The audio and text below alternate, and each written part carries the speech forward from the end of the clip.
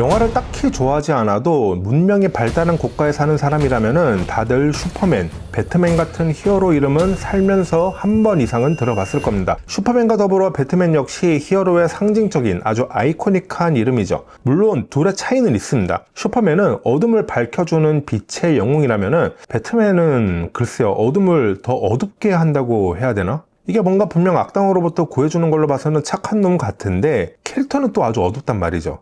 이런 배트맨의 박쥐 같은 양면성을 철학적 시각으로 정말 잘 해석한 감독이 있다면 단연 크리스토퍼 놀란 감독일 겁니다. 일명 다크나이트 3부작이라고 하는 역사에 기릴 만한 영화를 만든 감독인데, 놀란 감독이 표현한 배트맨은 선과 악의 경계선에서 고뇌하는 배트맨을 그렸어요. 그 다크나이트에서도 나오지만 이 조커라고 하는 이 희대의 악당이 나오는데 얘가 정말 그냥 막무가내죠. 얘는 법이라는 게 없어요. 이 조커는 법의 테두리를 진즉에 벗어난 인물입니다. 그리고 뭐 당연한 말이지만 이런 위험한 인물을 제압을 하기 위해서는 배트맨 역시 전보다는 더 강력한 폭력을 사용을 해야만 해요. 그래야지 이런 애를 잡을 수가 있는 거예요. 그러니까 이런 과정에서 조커는 이렇게 우리에게 폭력을 사용하는 너가 과연 선하다고 할 수 있냐? 라는 아주 철학적인 질문을 배트맨에게, 그리고 영화를 보는 우리 관객에게 이제 던지는 거죠. 제 채널은 영화 리뷰 채널이 아니고 영상을 주제로 하는 채널이기 때문에 저는 오늘 소개하는 영화에 대해서도 영상 미적으로 한번 해석을 해보려고 합니다. I'm gonna make this pencil disappear. It's gone. 오늘 소개할 영화는 다크나이트 이후 또 다른 배트맨 영화인 더 배트맨인데요. 테넷에서 열연을 펼쳤던 우리의 뱀파이어 로버트 패틴슨이 등장을 합니다. 저는 다크나이트 3부작을 정말 감동 깊게 봤었고 제 인생 영화예요, 그거는. 그리고 더 배트맨도 나름 기대하며 시청을 했는데 이 영화는요, 특히 다크나이트와는 또 다른 매력 있는 영화인 것 같았어요. 일단 더 배트맨은 전형적인 히어로물입니다. 리들러가 최종 빌런으로 등장을 하고 또 배트맨은 이런 리들러를 쫓아가는 내용이에요. 중간에 펭귄맨이 등장하기는 하지만 굉장히 귀엽게 등장을 하죠. 저는 그 펭귄맨 되게 귀엽던데, 저는. 펭귄맨은 메인 빌런은 아니에요. 우리가 흔히 알다시피 배트맨의 주인공인 브루스 웨인은 어릴 적 강도에 의해서 부모를 잃습니다. 이후에 배트맨이 이제 은둔 생활을 하면서 이 땅의 악당들에게 복수를 하기 위해 스스로 이제 배트맨이 돼요. 물론 그 과정은 이제 다크나이트 일부에서 뭐 자세히 나오기는 하지만 이 더 배트맨이 다크나이트만큼은 아니지만 그래도 더 배트맨에서도 정의로운 행위에 대해 스스로 고뇌하는 배트맨의 모습이 나오기는 합니다. 부모의 죽음을 둘러싼 진실을 알게 되면서 행위의 정당성에 스스로 의문을 갖는 장면이 나오는 거죠. 더 배트맨에서 브루스 웨인이 배트맨이 된 이유는 바로 부모에 대한 복수 그 하나였습니다. 하지만 과연 내가 개인적인 원한만 가지고 자격난 활동을 하는 것이 이게 정말 옳은 일인가? 이런 거에 대한 의문을 가지다가 결국 영화의 후반부에 배트맨의 진짜 정체성은 고담시티의 정화라는 어떤 그런 개인적인 복수보다 뭔가 좀 더 대위적인 관점에서 배트맨의 탄생 이유를 찾게 되는 거죠. 주인공이 스스로. 이 더 배트맨이라는 영화는 바로 그 과정이 영화 속에 녹아져 있다라고 보시면 됩니다.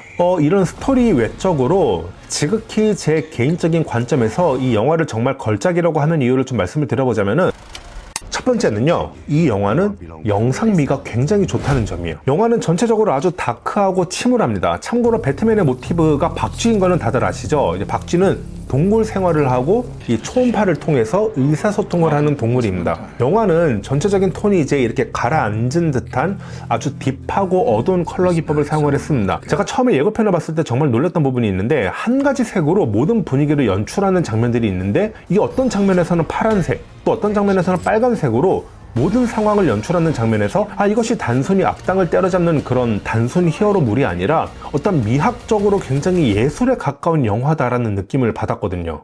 사실 저는 이 더 배트맨 예고편을 보면서 와, 이게 대체 어떤 카메라와 렌즈를 썼길래 이런 영상미가 나올 수 있을까라는 생각을 할 정도였고, 제가 예상을 하건대 렌즈는 아마 아나모픽 렌즈를 썼을 거라는 저만의 추측을 좀 해봅니다. 왜냐면 이게 빛이 번지는 효과라든가 뒤에 이렇게 bokeh가 몽글몽글하게 표현이 되는 거는 아나모픽 렌즈의 특징이기도 하거든요.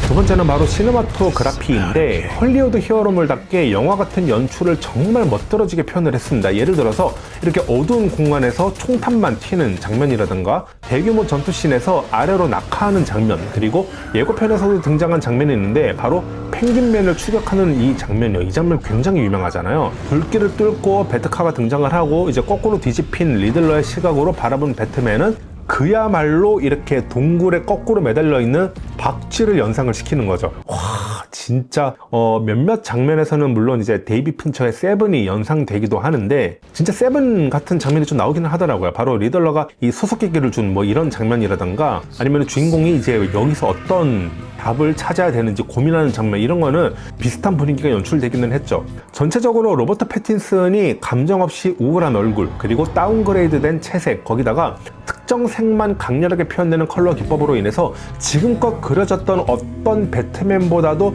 저는 사실 가장 배트맨답게 표현된 영화가 바로 이 더 배트맨이라고 생각을 해요.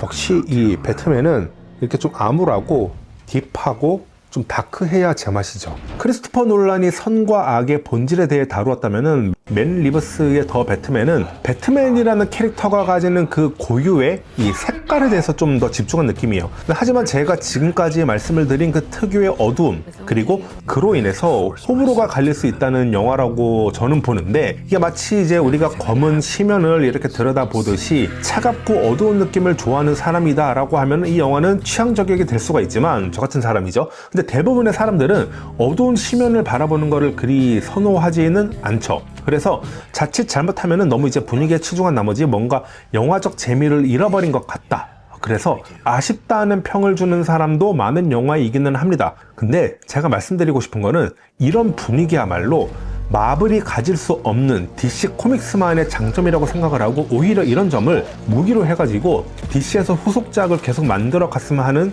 개인적인 바람이 있어요. 요즘 마블이 완전 죽쓰고 있잖아요. 특히 마블의 그 특정 캐릭터, 또 이거 가지고 또 차별이라고 할까봐 제가 언급은 안 하겠어요. 그 캐릭터가 빨리 무너져야 돼. 그래야지 마블이 어쨌든 이제 이 더 배트맨이라는 영화를 보면은 리들러 한 명으로 이런 분위기를 연출을 했는데, 만약에 동일한 감독과 동일한 컬러 기법, 동일한 연출, 거기에다가 빌런으로 조커가 나오면은 이거 진짜 기대되지 않나요? 이 영화 어떻게 나올까? 물론 그 최근에 조커2 같이 그런 영화는 나오면 안 되는, 채널에서 처음으로 영화를 소개를 해드렸습니다. 앞으로 영상미가 좋은 영화들은 제가 꾸준하게 소개를 해드릴 예정이니까 기대해 주시면 감사하겠습니다. 자, 나가시기 전에 좋아요 하나 꼭 눌러주시고 나가주시면 감사하겠습니다. 네.